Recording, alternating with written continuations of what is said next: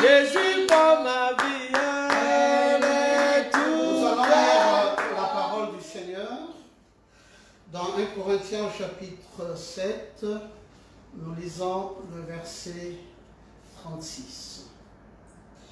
Si quelqu'un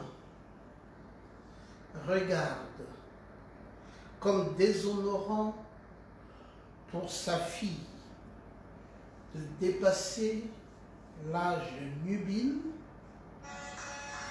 et comme nécessaire de la marier, qu'il fasse ce qu'il veut. Il ne pêche point qu'on se marie. Amen. Amen. Que Dieu bénisse la lecture de sa parole. Amen. Alors, nous sommes en train de continuer les étapes du mariage. Amen. Saint Paul a dit, si un homme, quelqu'un, n'importe qui, trouve nécessaire de marier sa fille, parce que cette fille aurait dépassé l'âge nubile, qu'il le fasse, qu'il la marie, il n'aura pas péché, parce qu'il aura fait là une bonne chose qu'on se marie. Alors j'aimerais encourager donc les parents à envoyer les enfants en mariage. Et j'aimerais que les parents comprennent combien il est nécessaire d'envoyer les enfants en mariage tôt et de ne pas les garder le plus longtemps possible. C'est pour cela que Saint Paul a dit, si quelqu'un voit comme déshonorant pour sa fille de dépasser l'âge nubile et comme nécessaire pour lui de la marier, mais qu'il fasse ce qu'il veut. C'est important. Mais qu'il ne le fasse pas non plus dans le désordre. Qu'il le fasse en respectant les étapes nécessaires du mariage. La toute première étape, je vous l'ai dit, ce sont les fréquentations. Et quand les fréquentations prennent fin, alors il y a une décision qui est prise. Dès que la décision est prise, les fréquentations vont durer combien de temps? Les fréquentations peuvent durer 1 mois, peuvent durer 2 mois, peuvent durer 1 an, peuvent durer, ça dépend des personnes qui se fréquentent, ça dépend de comment ils apprécient, ils s'apprécient et comment ils jugent nécessaire de pouvoir concrétiser leur mariage. Amen. Et dès lors qu'ils ont fini l'étape de la fréquentation, c'est la décision. Mais la décision, c'est la chose la plus importante. Il faut prendre une décision. Et c'est cette décision qu'on appelle l'engagement. Elle se fait, cette décision se fait par le biais de la promesse. On fait la promesse à la femme que moi j'aimerais que tu sois mon épouse. Et cette dernière dit, moi j'accepte que tu sois également mon époux. Alors cet engagement ou cette promesse ou encore ce vœu, c'est ce qui fait le mariage. Et ils sont liés potentiellement jusqu'à ce qu'arrivera la période de la célébration nuptiale. La cérémonie nuptiale, et c'est là qu'ils vont désormais être concrètement mariés et l'épouse va devoir prendre le nom de l'époux et elle n'aura plus son propre nom, elle va devoir épouser le nom de son mari et après, elle est héritière de tout ce qui appartient à son mari. Voilà les étapes du mariage. Et donc, c'est important de comprendre que les pré-fiançailles étaient donc une période de prière. Les pré-fiançailles étaient une période d'étude. Les pré-fiançailles est une période d'observation. Qu'est-ce que j'ai dit? La prière, l'étude et l'observation. Il ne faut pas le faire à distance. Il faut le faire très proche. On ne peut pas observer quelqu'un au téléphone. On ne peut pas l'observer par WhatsApp. On ne peut pas l'observer par des télégrammes ou par des télex.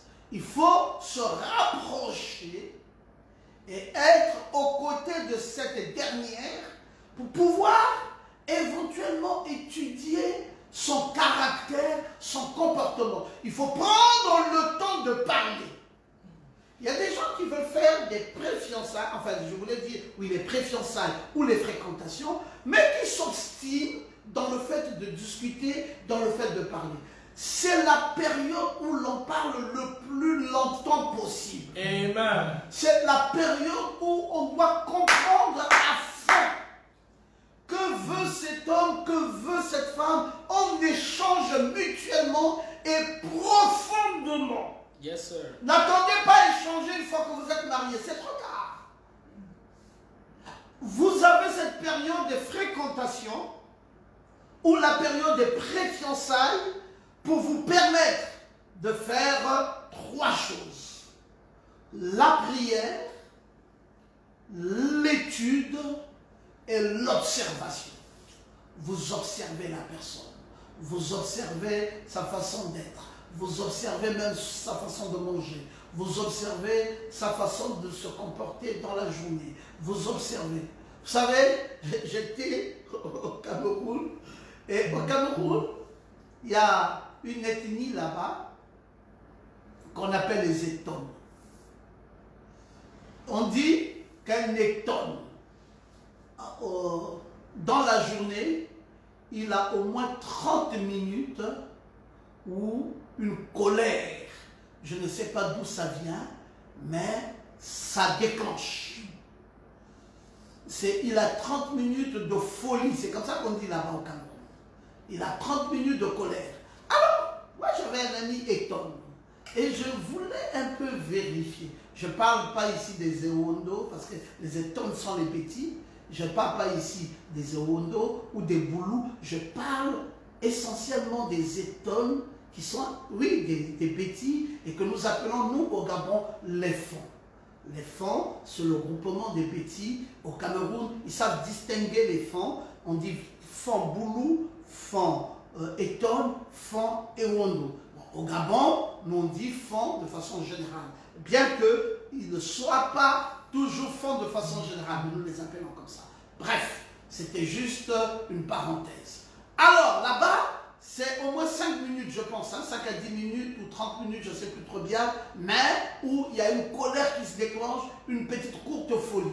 Si vous devez donc aller avec un Étone et que vous ne savez pas ça, vous allez vous marier et vous ne savez pas que dans la journée, il y aura quelques minutes de déclenchement de colère et vous allez être surpris de constater ça et ça peut faire que vous rapprochiez le mariage alors que c'est juste passager. Et comme je vous l'ai dit, j'ai vécu avec quelques Étones et j'ai observé ça, même étant converti. Cette influence reste malgré tout. Vous savez, frère Branham a dit que la conversion ne m'a pas enlevé le goût de la chasse. Parce qu'il était un Indien de sang et il allait toujours à la chasse, bien qu'étant converti, il y allait toujours. Alors, voilà un peu ce que vous devez savoir dans la fréquentation. Il faut étudier le caractère, étudier la façon dont la personne se comporte, l'observer et mettre cela en prière. Vous ne pouvez pas épouser quelqu'un que vous ne connaissez pas. Vous ne pouvez pas non plus épouser quelqu'un dont vous n'avez pas confiance. Il faut lui faire confiance.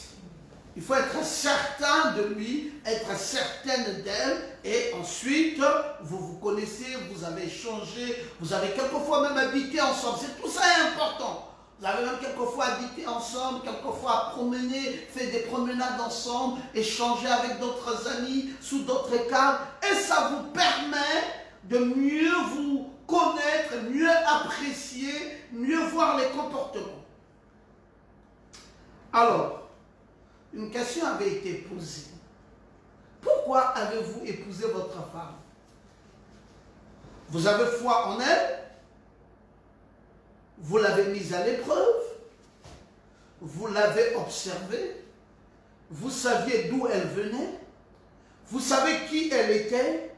C'est ainsi avec l'écriture de Dieu. Question-réponse sur le Saint-Esprit. Pourquoi avez-vous épousé votre femme? C'est là la grande question. Et la réponse, c'est que vous aviez foi en elle. C'est le prophète qui dit. Vous l'épousez parce que vous avez foi en elle. Deuxièmement, parce que vous l'avez mise à l'épreuve. Troisièmement, parce que vous l'avez observée. Quatrièmement, parce que vous savez d'où elle venait. Cinquièmement, parce que vous savez qui elle était. 5 choses qui vous ont amené à épouser cette femme.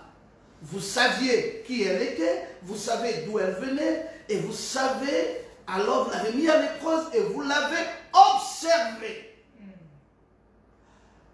Dans les lieux d'adoration, on vous dira clairement qu'un homme doit avoir confiance en la femme qu'il veut épouser. Amen. Certainement, il n'aura pas mal de difficultés s'il ne connaît pas la femme qu'il devrait épouser. Vous devez avoir foi en cela et vous devez savoir la femme que je vais épouser, elle est comment, elle se comporte comment. Amen. Vous ne pouvez pas aimer quelque chose qui ne soit pas de votre nature. Vous ne pouvez pas aimer quelque chose qui ne se marie pas avec votre façon d'être ou votre façon de vivre.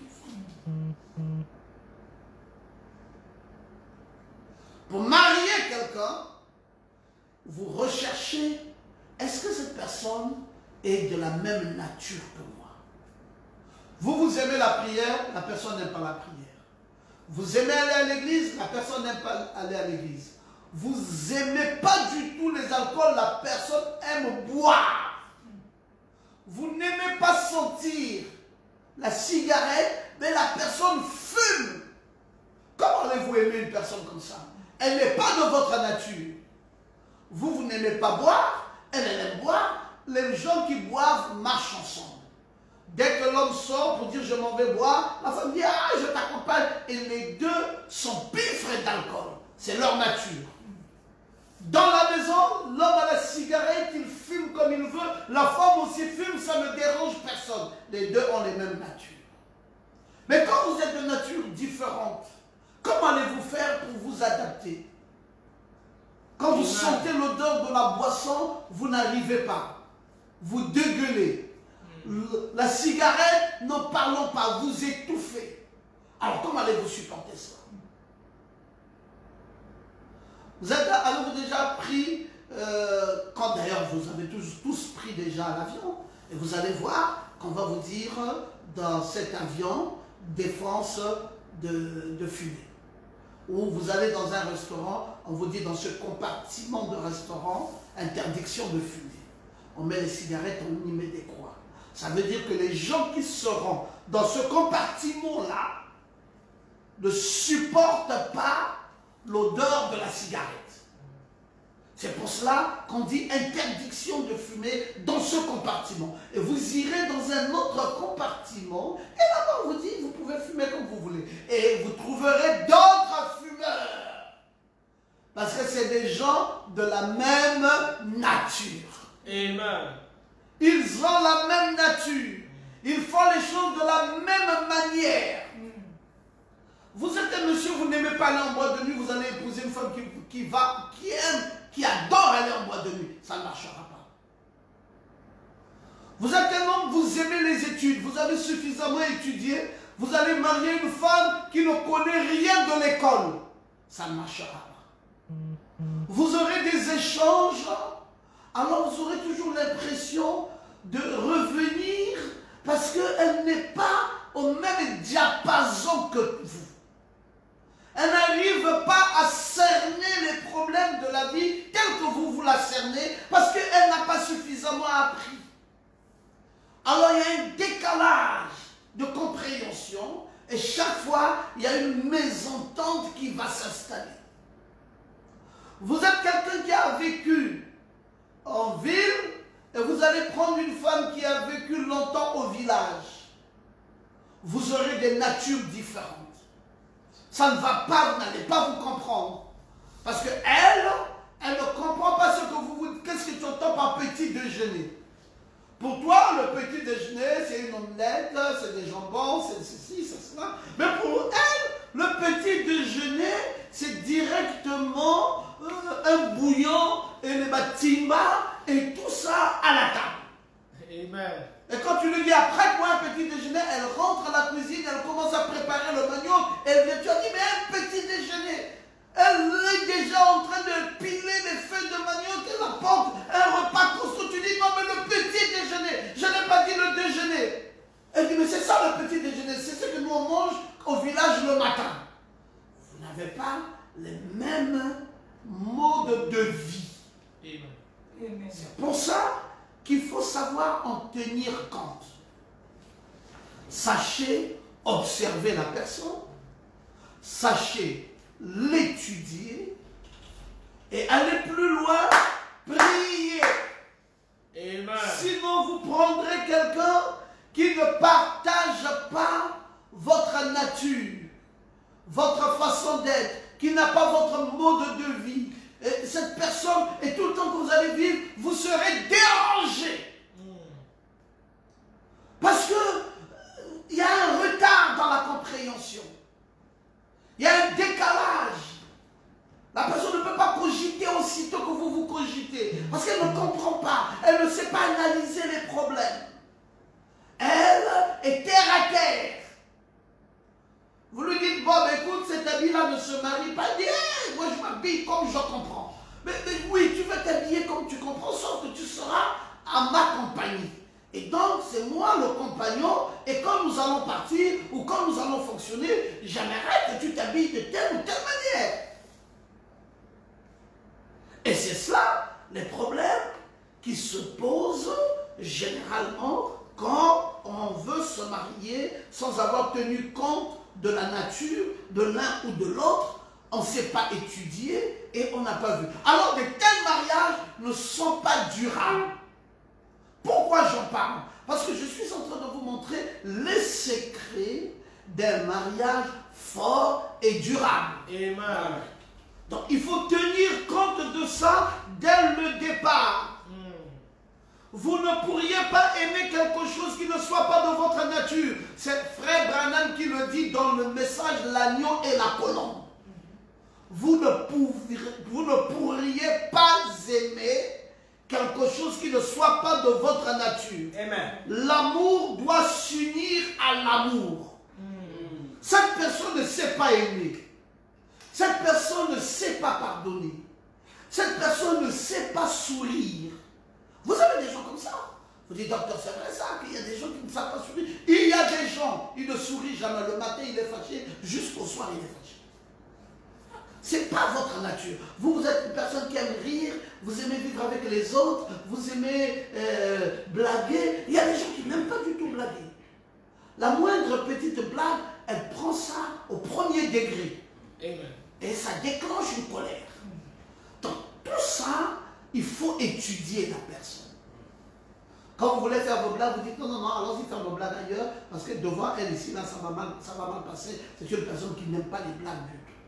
C'est une personne qui n'apprécie pas ceci. Bon, vous voulez manger, oui, oui, manger, attention, tenez compte du fait qu'après manger, vous débarrassez la table, parce qu'elle n'aime pas du tout que vous laissiez ça comme ça va créer des problèmes. Amen. Le mariage dont vous entendez parler, il faut connaître la personne avec qui vous vivez. Amen. Yes, sir. Il faut connaître sa nature et il faut savoir, sinon vous ne pouvez pas vous unir. Vous cherchez partout, essayant de trouver une fille que vous puissiez aimer, qui deviendra votre femme. Mais écoutez, attention, regardez de très près. Essayez de trouver un mari qui va se convenir à vous. Amen. C'est la chose importante. Yes, sir. Pas un mari. On va faire le mariage. 6 mois plus tard, la femme revient avec ses bagages chez elle. On dit, mais qu'est-ce qui s'est passé? Il dit, non, non, non, je n'ai pas pu la supporter. Indésirable, insupportable, et ceci, cela. Et la femme revient. Voilà le désarroi. Mais il reste encore un peu dire, ah non, non, non, non, non. Si je continue là, je peux mourir. Si je continue avec cette femme, je peux mourir. Je vous assure que je peux mourir. Laissez-moi tranquille. Elle est indésirable. Un comportement incroyable. Vous ne pouvez pas vous imaginer une personne comme ça. Vous ne la supporterez pas. Laissez-moi tranquille. C'est compliqué. Et parfois, vous avez un homme aussi pareil. La femme dit, hey, le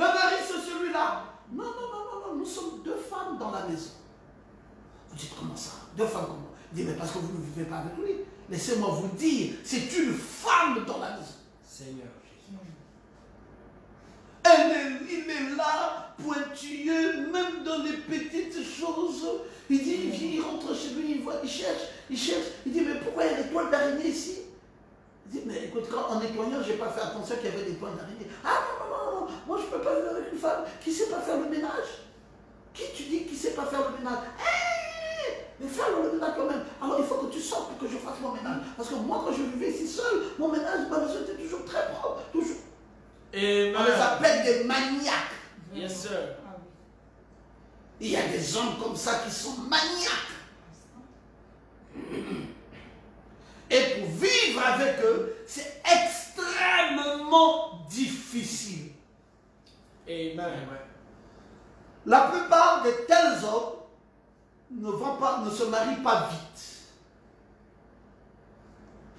Ils se marient tardivement parce que pour trouver une conjointe qui va les convenir, c'est difficile. Et parfois, quand ils sont des païens, ils se marient plusieurs fois. Amen.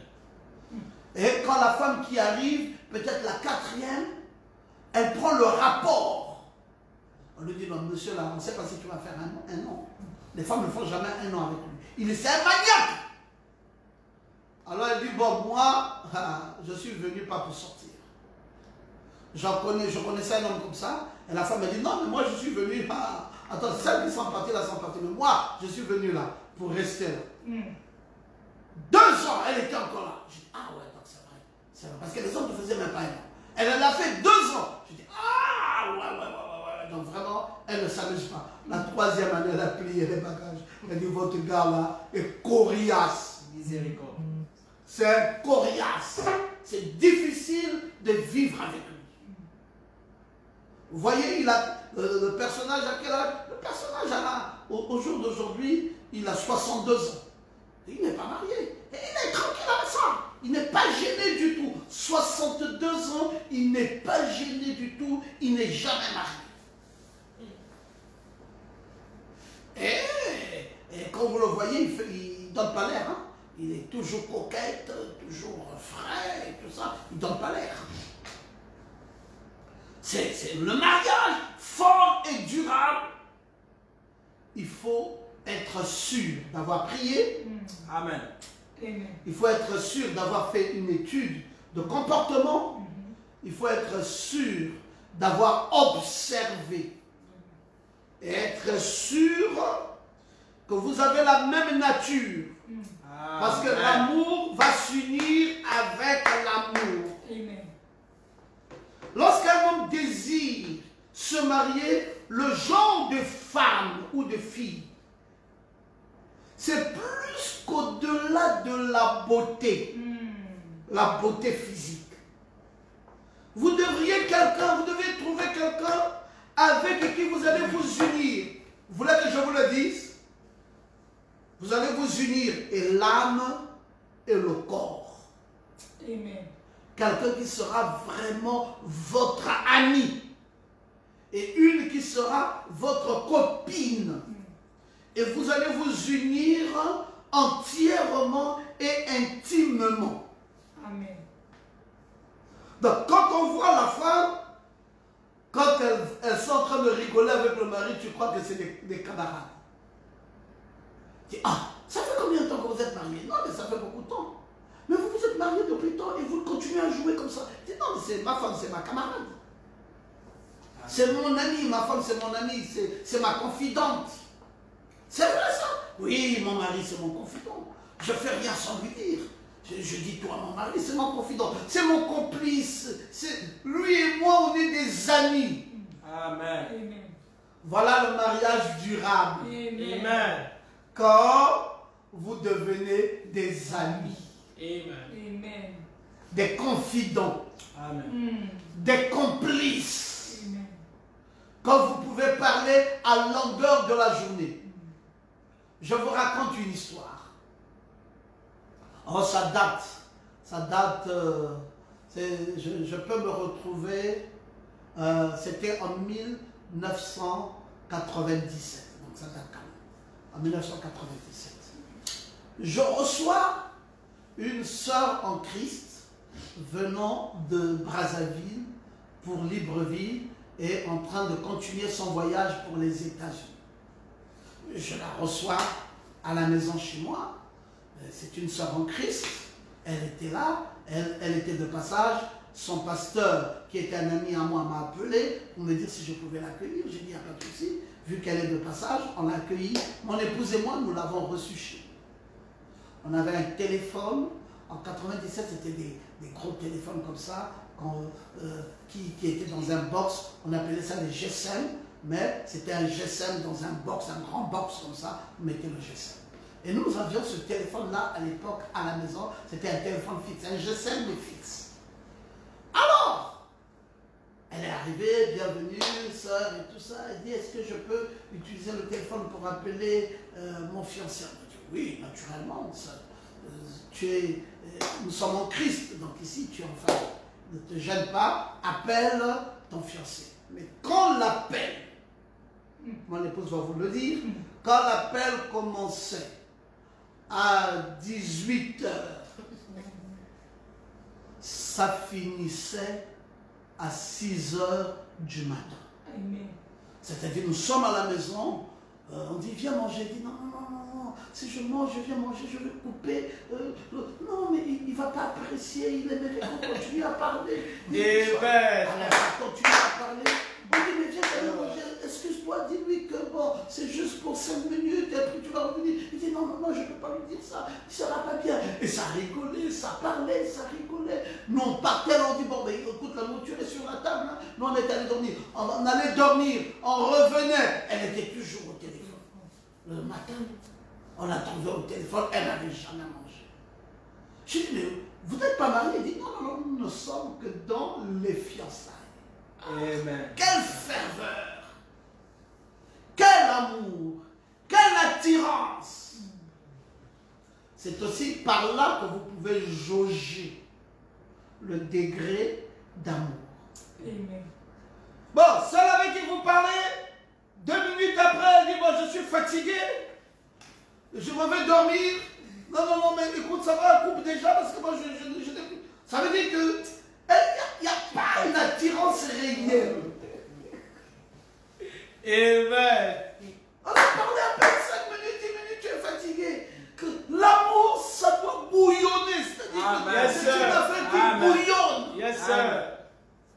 Vous devenez des amis. Amen. Bon, on a tout dit, non? Il y a encore quelque chose à dire qu'on n'a pas dit.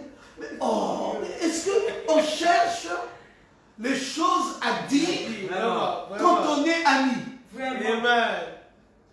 Mais on finit ici, on soulève là, on finit là, on prend là, on finit. Moi, quand je suis par exemple avec Maman Goma et qu'on décide de parler d'essai, même quand je suis sorti, je viens de me séparer d'elle il y a 5 minutes, je suis quelque part. Après, je me rappelle encore, je dis non, je ne vais pas supporter d'attendre quand je rentrerai. Je prends le téléphone, j'appelle. Alors oui, mais, écoute, je vais te dire quelque chose. On était il y a 5 minutes à la maison, je suis sorti, mais on continue au téléphone, on continue à alimenter ça, toute la journée c'est comme ça, jusqu'à ce que je rentre. Il arrive même pendant que je suis en train de rentrer. Je sais que dans 5 minutes je serai à la maison, ça me vaut la peine d'appeler, que je supporte, mais moi je lance l'appel. Je veux entretenir. Je suis devant une amie, pas une femme. Pas une épouse, mais une amie. Amen. Le mariage fort et durable, c'est des gens qui aiment parler ensemble. Ils ont du plaisir à parler. Ils ont du plaisir à échanger. La femme n'est pas fatiguée. L'homme n'est pas fatigué. On ne décroche pas une causerie comme ça. Il y a la flamme. Bon, quand déjà fiancé, vous trouvez que c'est lourd. Mais quand vous allez vous marier alors, c'est la catastrophe. Déjà pendant que vous êtes fiancés, c'est lourd de parler. Mais alors dans le mariage, ça sera comme chacun sera dans son coin. Mais viens, on va un peu discuter. Ah non, moi, il faut te renseigner. Hein, moi, je ne discute pas longtemps comme ça avec les gens. Alors, je vis avec qui dans la maison? avec un arbre, avec qui on vit. Cet homme-là, c'est un arbre, il ne veut pas discuter avec la femme. Et la femme s'ennuie. Le mariage là va se casser. Amen. Le mariage là n'ira pas loin. Parce que cet homme refuse la causerie. Prends ta femme comme ton ami. Yes. Prends ton mari comme ton ami. Amen. Un mariage fort et durable, c'est un mariage dans lequel il se passe beaucoup d'échanges. Vous vous unissez comment? Je viens de vous le dire. Hein? Vous vous unissez dans l'âme et dans le corps. C'est fort. Le mariage là, que vous voyez là. L'âme est dans le corps. Entièrement unis, intimement unis. Amen. Ça veut dire que cette femme est simplement une partie de cet homme. Amen. Ce sont produits dérivés. C'est pour ça que vous entendez l'adage qui dit qui s'assemble, se ressemble. Parce qu'elle devient le dérivé de son mari. Et si vous ne faites pas attention, elle va commencer par rire comme son mari. Elle va commencer par parler comme son mari. Elle va même commencer par ressembler à son mari et avoir même les tics du mari. Ah oui! Le mariage, les amis, ce n'est pas une aventure. Le mariage, c'est une affaire dans laquelle on s'unit dans l'âme, on s'unit dans le corps. Amen. Ça va beaucoup plus loin que vous ne l'imaginez. Il y a une complicité. Même les enfants sont dépassés de voir une complicité de leur père et de leur mère.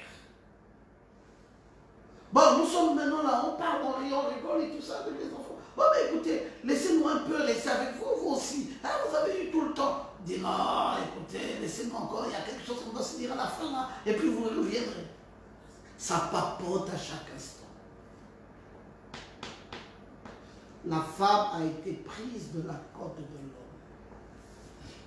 Dieu en a fait une aide homme.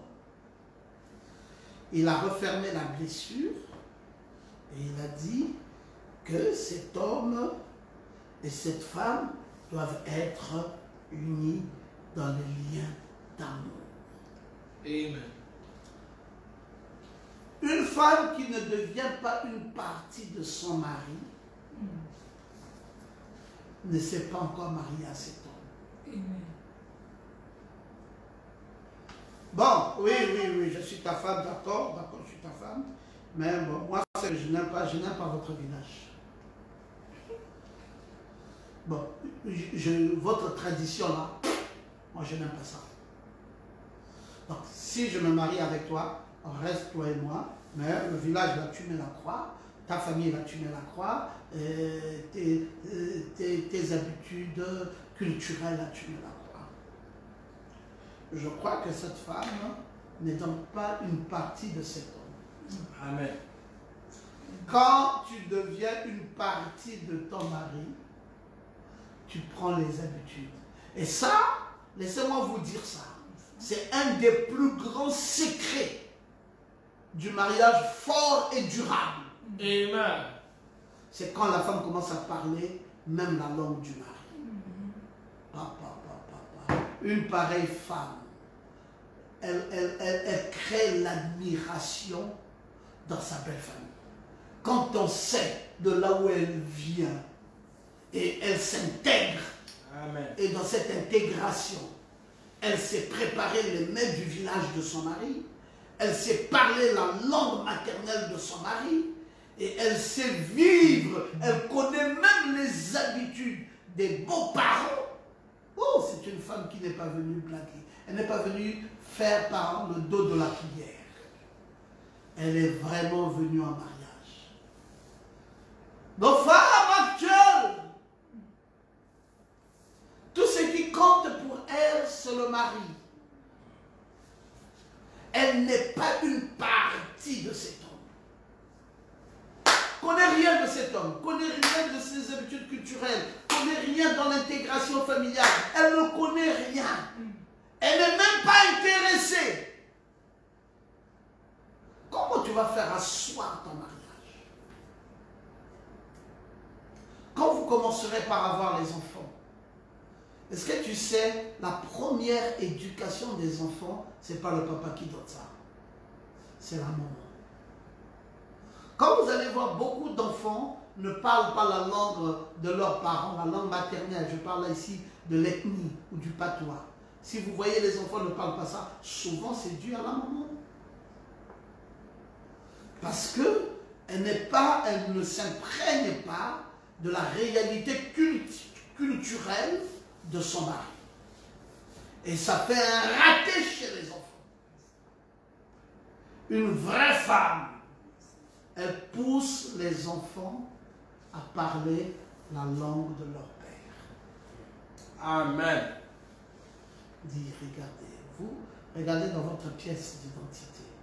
L'ethnie qui est là, c'est l'ethnie de votre père. Ce n'est pas mon ethnie à moi. La loi gabonaise met l'ethnie du père et ne met pas l'ethnie de la mère. Donc vous n'êtes pas de mon ethnie, vous êtes de l'ethnie de votre père. Alors, parlez la langue. Découvrez le village. Amen. Faites ceci. Intégrez-vous fortement. Amen. Pour ne pas être dépaysé et qu'à un moment donné, vous ne sachiez plus qui vous êtes dans le vrai sens du terme.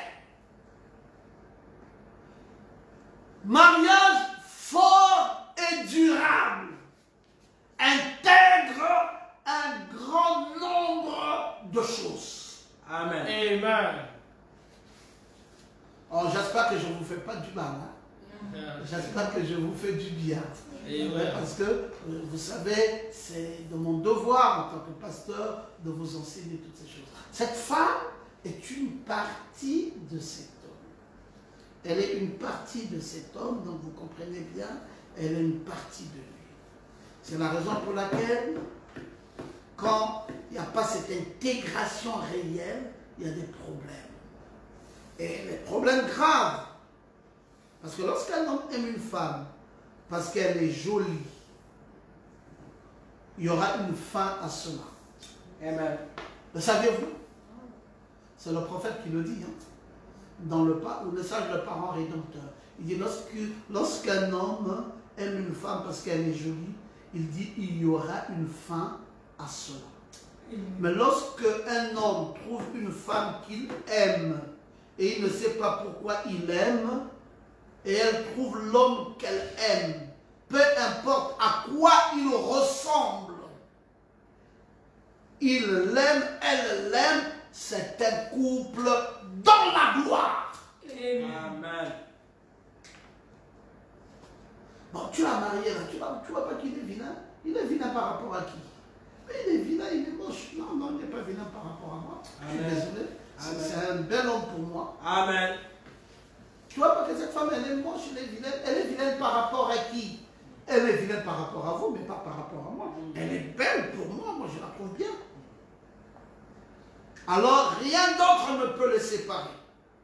Parce qu'ils viennent de l'éternité, ils ont marché dans l'espace des temps, et ils retourneront à l'éternité. Nous parlons de qui? Nous parlons de ce couple, qui est venu de l'éternité et qui retournera à l'éternité. Parce que l'éternité est entrée dans un corps appelé temps. Ensuite, elle rentre juste dans l'éternité à nouveau. Elle ne peut pas périr. Une femme qui est belle, cette beauté disparaîtra au susurrement.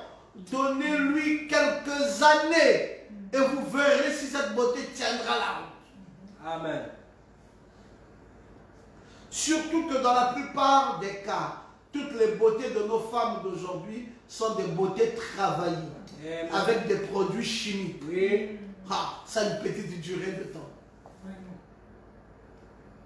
Moi, j'ai eu une grande sœur comme ça, mais que j'appelais tante. Elle a vécu longtemps à Mwanda. Et son travail, c'était qu'elle frottait, elle voulait toujours être belle. Mais à un moment donné, les produits ne passaient plus sur son corps. Elle pouvait frotter n'importe quel produit. ça ne passait plus. Et alors, la peau s'est retractée. Ben, quand tu la voyais désormais en route, elle ressemblait à une zombie. Seigneur, miséricorde. La seule chose qu'on devait faire sur elle, c'était désormais une opération chirurgicale. Il fallait peut-être enlever la peau, une chirurgie esthétique, hein, comment on dit ça? Oui, une chirurgie esthétique. Parce que la peau s'est froissée. La peau, elle ressemblait à une zombie. Et le prophète a raison quand il nous dit que la beauté là dont vous tenez compte est passagère. Eh ben, c'est une beauté éphémère. Et le prophète dit, donnez quelques années à cette femme que vous trouvez belle et vous verrez à quoi elle ressemblerait quelques années plus tard. Amen. Tu apprécies cette beauté maintenant, mais tu ne l'apprécieras pas 10 ans plus tard. Alors, c'est quoi le mariage fort et durable? Ce n'est pas une question de beauté physique. Amen. C'est une affaire de beauté intérieure. Amen.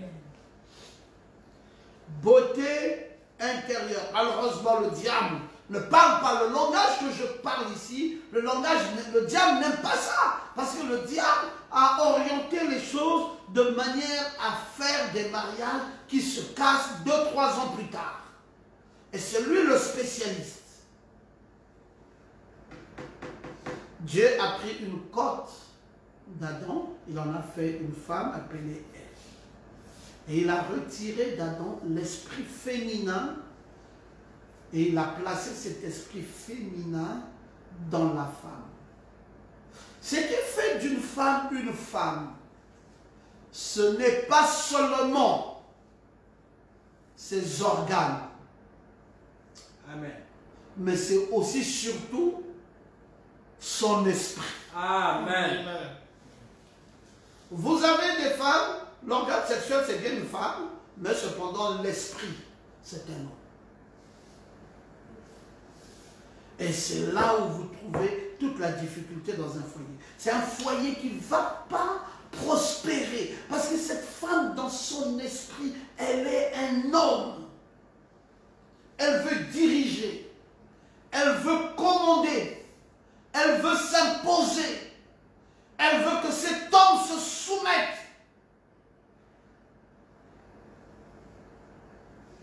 C'est compliqué.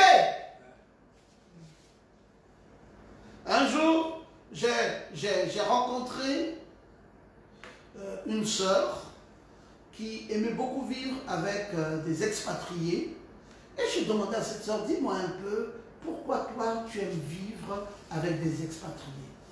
Elle va me dire clairement qu'elle avait un problème. Je dis, c'est quoi ton problème? Elle me dit, j'aime commander. Et chaque fois que j'ai vécu avec des Gabonais, ils n'aiment pas se soumettre. Miséricorde. Alors, j'ai préféré vivre avec un expatrié que moi je dirige. Je tire cet homme par les veines du nez. C'est pour cela que moi j'aime les Espagnols, parce que je peux diriger, je peux gérer cet homme, le manipuler, voilà le terme que je cherchais. Je peux le manipuler à ma guise. Ce n'est plus une femme. Elle ne va pas réussir un mariage aussi facilement que ça puisse être, parce que c'est pas une bonne femme. Une femme qui veut manipuler un homme à sa guise n'est pas une bonne femme. Elle ne comprend pas, donc elle n'a pas un esprit féminin.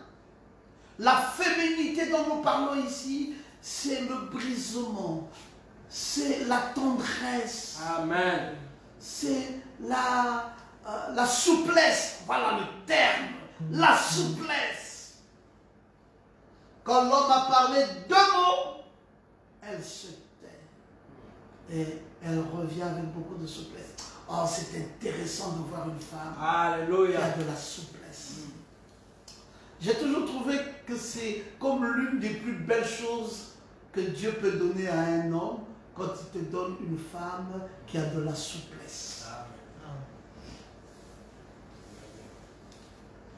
J'ai remarqué parmi plusieurs de mes enfants, j'ai remarqué plusieurs sœurs avec la souplesse, mais Ketcha de JB m'a toujours paru comme celle qui est la plus extraordinaire en matière de souplesse. Alléluia. Même quand vous lui prêchez la parole, à un moment donné, vous sentez qu'elle commence à pleurer. Oh, il y a du plaisir à voir ça, Ketcha, que Dieu te bénisse. Il y a du plaisir à voir une femme qui garde ce côté féminin. Amen. Pas de femme dure. Alléluia. Tu parles là, pour pleurer là, c'est un problème. Pour se briser là, elle te fait tête. Elle veut prendre les commandes. En fait, c'est un homme, on dit un homme raté. C'est comme ça qu'on dit cette femme-là. Un homme raté. Il y a du mal à vivre avec une femme pareille. La souplesse d'une femme, sa féminité, ce côté féminin, la tendresse. Amen. L'homme se sent en sécurité. Alléluia. Avec une femme aussi tendre, aussi souple. Eh bien, de quoi je dois vous parler? Ben, ce sont toutes ces choses. C'est pour cela qu'il faut envoyer en mariage. C'est l'une des plus belles expériences, le mariage. Un jeune homme, une jeune fille qui voudraient se marier, des gens qui veulent se marier et garder leur mariage le plus longtemps, tiennent compte de tous ces paramètres. On ne veut pas avoir des guerres dans le foyer. L'homme a parlé à la femme une fois, elle n'écoute absolument pas. Elle dit à son mari, tu arrêtes par là. Son mari dit, mais attends, qui porte le pantalon? Il dit c'est toi et moi. Oh, comment ça? Toi et moi, nous portons le pantalon. Oui, bien sûr. Alors, une femme qui ne peut pas se briser comme ça, on ne peut pas penser que ce mariage va durer longtemps. Okay. Elle a arraché toute la confiance que l'homme pouvait lui donner. Et ce dernier, il y a aussi des hommes comme ça. Allah, surtout là, les femmes n'aiment pas ce type d'hommes. Des hommes efféminés. Ça aussi, ça existe. Il est un homme, mais avec un esprit féminin. Amen. La femme dit, est-ce que tu as réchauffé la voiture? Attends, je m'en vais. Je vais réchauffer tout de suite. Tu es un homme, tu veux que je chauffe comment? Que ça soit plus chaud ou moins chaud? La femme dit, ah, fais ça chaud. Et puis il disparaît. D'accord, j'arrive tout de suite. Mon Dieu, à quoi tu ressembles? Amen. Sois un homme. Yes, sir. Et puis, parfois cette femme commence à jouer avec lui comme si c'était sa copine. Là, c'est ma copine. Oh, c'est deux femmes dans la maison. C'est incroyable. Et c'est triste. Alléluia. Très triste. Quand le bébé pleure, elle dit, va soulever le bébé pleure. Ah, je m'en vais, bébé. Monsieur, c'est toi l'homme. Amen. Tu dois avoir une voix grave. Yes, sir. Amen. Tu dois savoir taper le poing sur la table. Tu dois savoir effrayer. Amen. En docteur, on va vous enseigner aussi les hommes à effrayer. Bien sûr, si tu es trop mou, c'est dangereux. Amen. Je ne t'ai pas dit d'envoyer les coups de tête. Je t'ai dit d'être un homme, un esprit masculin. Amen. Il y a des frères qui comprennent mal ça. Quand on leur dit esprit masculin, ils croient qu'on leur a dit maintenant, allez, deviens un bagarreur à la maison, deviens téméraire, montre maintenant que c'est toi qui es l'homme, tape les coups de poing. Non. Monsieur, c'est pas ce que le docteur a enseigné. Oh non, papa, on m'a enseigné comme ça. Je n'ai jamais enseigné comme ça. J'ai dit d'avoir un esprit masculin. Amen. Il ne faut pas confondre l'esprit masculin avec le fait de devenir maintenant un gangster à la maison. Vous devez donc avoir foi l'un à l'autre et vous devez apprendre à faire les choses ensemble pour un mariage fort et durable. Ce n'est pas l'homme va à l'extrême sud, la femme part à l'extrême nord. Où est l'amour? Quand vous vous séparez comme ça des points de vue. Essayez de réconcilier vos points de vue. Non, mais il ne m'écoute pas. Quand je dis chaque fois ce que je dis, il ne veut pas faire. Ben, écoute, monsieur, écoute aussi ta femme. Ah non, non, non, parce en tout cas ça, si c'est pour ça, jamais, jamais, je suis prêt. Non, écoute frère, tu es un homme, on sait. Elle est une femme, on sait. Réconciliez vos points de vue. Amen. Est-ce que vraiment vous pensez qu'un homme peut demander pardon à sa femme? Bien sûr. Est-ce que vous-même qui parlez là, vous le faites? Mais je le fais tout le temps. Tout le temps. Non, mais excuse-moi, vraiment, je crois que je me suis trompé. J'aurais pas dû te parler avec le temps là, dans lequel je t'ai parlé. J'étais un peu énervé, mais écoute, ça s'est passé. Est-ce que tu parles? Allez, bisous, bisous, bisous, bisous. Tu arraches un bisou de ta femme et puis c'est fini la paix. Ah non, comme elle a refusé de m'écouter, ça va. Elle reste dans son coin. Tant pis. Si ce mariage-là se casse, ça n'avait qu'à se casser. Et puis quoi encore? Il y a quoi là? Il y a même quoi là? Alors le mariage n'était pas important pour toi quand tu dis il y a quoi là? Il y a même quoi là? Si c'était donc pas important, pourquoi tu allais déranger la pauvre fille? On ne se marie pas pour faire la gueule à sa femme. Amen. On se marie pour essayer de se comprendre, pour essayer de marier nos points de vue, pour essayer de marier cette guerre de volonté tout le temps, tout le temps, tout le temps. C'est pas bien pour un mariage.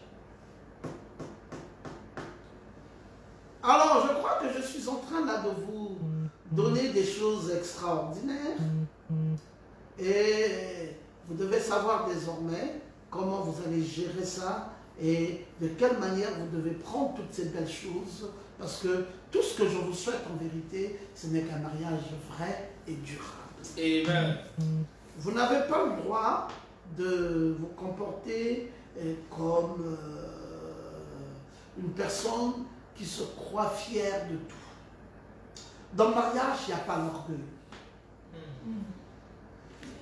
Si je devrais terminer, je voulais parler aussi un peu de la fidélité. Il y avait une jeune fille américaine qui était partie de l'Amérique, elle était partie en Europe pour des études. Et quand elle est arrivée là-bas, eh bien, elle était au campus universitaire, tous les garçons sortaient le soir pour aller bringuer et elle ne sortait pas. Et un jour, le concierge du campus s'est rapproché d'elle pour dire, mais jeune fille, toi tu ne vas pas danser comme les autres, tout le monde va danser, tu es toujours là, c'est toi qui es la gardienne de tes sœurs. Elle dit non, on n'a pas les mêmes objectifs. On dit quel objectif? Elle dit moi je viens des États-Unis, j'ai laissé un fiancé là-bas. Et donc chaque soir, quand elles vont danser, moi je vais sur la petite colline, je médite sur mon mariage. Et je pense à lui, je pense à ses sentiments qu'il m'a donnés et ça me fait pleurer, ça me fait rêver. Waouh! Une vraie femme, fidèle à son vœu. Amen. Elle avait dit, je m'en vais faire des études, quand je serai revenu, nous allons nous marier. Elle est partie pour réellement les études. Elle n'est pas partie pour mélanger les choses, faire maintenant les choses dans le désordre. C'est le cœur qui aime et c'est le cœur aussi qui sait garder l'amour. Amen. Quand vous avez vraiment aimé et que vous avez fait un vœu, vous respecterez ce vœu. Mais quand vous voyez des gens qui brisent leur vœu le plus facilement possible, ça veut dire que c'est des blagueurs. Ils n'ont pas aimé dès le départ. S'ils avaient véritablement aimé, ils ne feront pas ce qu'ils sont en train de faire. Amen. Et c'est ça, le mal, c'est qu'on peut constater comme mal. Et c'est vraiment triste que de voir ça. Alors donc je termine en vous disant, faites très attention, ne subissez pas des influences négatives. Amen. Il y a un environnement dans lequel nous vivons qui n'est pas toujours un bon environnement. Et souvent, ce qui est à l'origine des mariages qui se cassent, c'est l'environnement. l'influence d'un autre. Ah oui, oui, oui. Elle, chaque soir, plutôt que de regarder ce que faisaient ses sœurs au campus, chaque soir, elle regardait au-delà de la mer. Elle montait, elle regardait au soleil couchant. Elle regardait de l'autre côté de la mer, là où elle revenait, là où elle avait rencontré le jeune homme, là où elle avait fait des promesses à un garçon, et elle méditait ces promesses qu'elle lui avait faites. Elle se disait, quand ce jour arrivera et que nous allons nous rencontrer, oh, quel amour nous allons encore ressentir l'un pour l'autre. Elle est restée là, attachée à son vœu, sans subir les influences autour d'elle. Il y a un comportement à avoir lorsque réellement vous aimez. Quand vous vous fixez dans l'amour, vous déboulonnez tout le reste. Amen. Bon, en tout cas, moi j'ai un problème, hein, c'est que j'aime 2 garçons. Tu les aimes comme... Non, non, je les aime vraiment. Bon, moi j'aime 2 filles. Tu les aimes comme... Non, non, je les aime vraiment. Quelque chose qui ne va pas. Comment un seul cœur départagé sur plusieurs? Reviens en toi-même. Refixe-toi. Et déclare, fais des aveux de mariage. Parce qu'il y a des... Bon, si je lui dis que je l'aime, je vais grossir sa tête. Mon Dieu. Grossir la tête de qui? Oh non, il trouvera que je suis légère parce que je lui ai dit que je l'aime. Ça, je ne peux pas dire ça à un homme. Mais un homme, avant d'arriver au vœu, on fait des aveux. Amen. Ce n'est pas un péché pour une sœur de dire à un frère, je t'aime. Yes, sir. Ça ne veut pas dire qu'elle a demandé la main du frère. Mariage. Attends, il faut comprendre. Tu ne grossiras pas la tête de quelqu'un parce que tu lui as avoué tes sentiments d'amour. Au contraire, bien au contraire. Alors j'aimerais que vous compreniez toutes ces choses, que vous puissiez les mettre dans votre cœur, parce qu'un mariage fort et durable, c'est beaucoup de choses à la fois, pas simplement une seule chose, mais beaucoup de choses à la fois. J'espère que vous compreniez et que vous comprendrez bien ce message. Nous sommes aujourd'hui, si j'ai bonne mémoire, au 5e volume. Aujourd'hui, c'est le 5e volume. Et vous allez remarquer qu'à Facebook, parce que j'ai une grande audience, l'audience a beaucoup grandi entre-temps. J'avais une audience d'environ 5000 personnes. Jusque-là, ça va. Mais maintenant, il y a eu ces derniers temps une forme de saturation. Parce qu'il y avait trop de personnes. Et donc, j'ai dû prendre un nouveau compte. Et c'est toujours Pierron Goma, mais cette fois-ci officiel, pour pour mettre tout le monde à l'aise et que tout le monde puisse suivre. Donc vous recevrez des liens par rapport à mon compte Pierron Goma, et ce sera maintenant Pierron Goma officiel, la page Pierron Goma officiel, vous recevrez des liens, et donc vous serez tranquille avec ça désormais. On est en train de gérer ça pour vous, pour permettre à cette grande audience qui ne fait que prendre du volume, que tout le monde puisse avoir l'occasion de recevoir ce glorieux message, ce message pas du temps de la fin, le message de l'heure, oui, ce message du temps de la fin prêché par le grand prophète William Branham et relayé par le quintuple ministère des Éphésiens 4:11 dont votre humble serviteur fait partie. Et donc que le nom de Dieu soit béni. C'est le message ici, c'est le Seigneur Jésus-Christ lui-même. Amen. Même quand c'est un prophète qui l'a porté, mais ce n'est pas le message de ce prophète, c'est le Seigneur Jésus-Christ qui a été partagé à son peuple. Yes, donc soyez à l'aise avec ça. Si vous aimez Jésus, vous aimerez ce message et vous le prendrez sans modération et avec beaucoup de plaisir. Nous serons à votre service. Que Dieu vous bénisse encore et que vous preniez de bonheur. Amen. Nous allons adorer un tout petit peu avec vous. Gloire au Seigneur. Alors que vous êtes debout, et nous allons engager une petite adoration avant de se dire au revoir. Peut-être pour 5 minutes, oui, si ça ne vous dérange pas trop. Digne, tu es digne, roi des rois, tout-puissant, tu es digne, oh digne, digne, digne, alléluia, tu es digne, oh roi des rois, tout-puissant, nous t'adorons. Alléluia. Oh, roi des rois, tout-puissant, nous t'adorons. Oh, roi des rois, tout-puissant, nous t'adorons. Oh, digne, digne, digne, alléluia, tu es digne pour tout ce que tu fais, roi des rois, tout-puissant, tu es digne. Oh, digne, digne, oh, tu es digne, roi des rois, tout-puissant, nous t'adorons, nous t'adorons. Oh mon Seigneur, mon âme te loue. Alléluia. Oh digne roi, tu es adorable. Cher Seigneur, tu es adorable.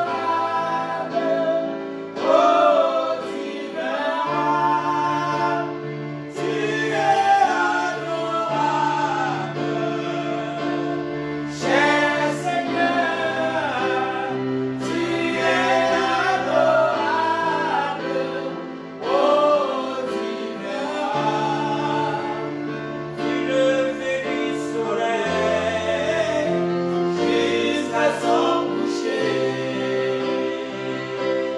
Jour et nuit, mon âme bénit mon consolateur, tendre